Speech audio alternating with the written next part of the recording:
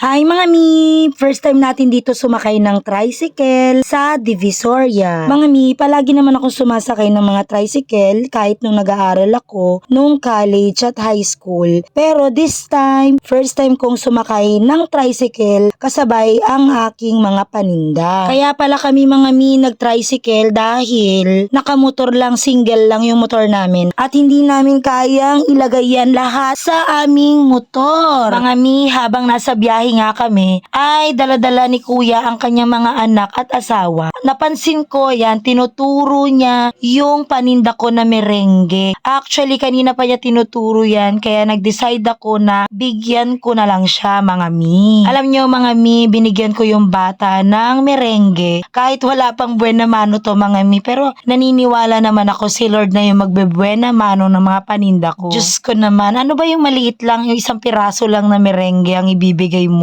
sa bata, 'di ba? So hindi naman yan kakalugi natin mga mi. Kaya ibigay natin kasiyahan yan ng mga bata. O, 'di ba? Tuwang-tuwa sila. Kung mayaman lang talaga ako mga mi, ibigay ko na to lahat yung paninda ko sa kanya.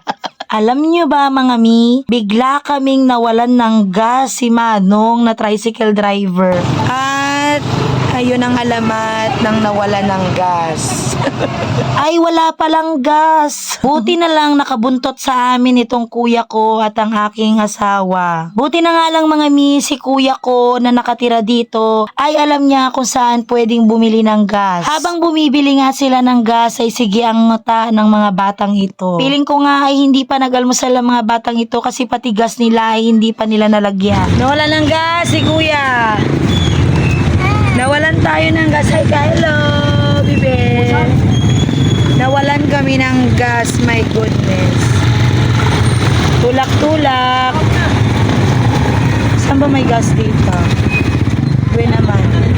Dahil mahilig tayo mag-interview, i-interview natin si ate dito. Bakit dala niya ang kanyang mga anak?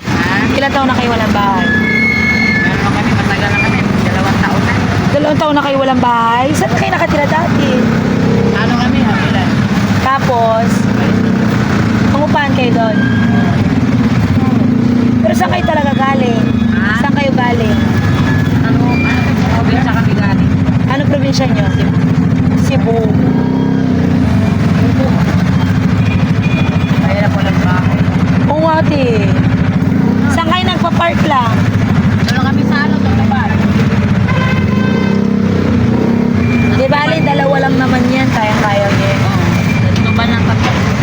Pati si kuya taga Cebu. Sa akin, Malupan. Ako ang taga. Pero may bahay kayo sa Cebu.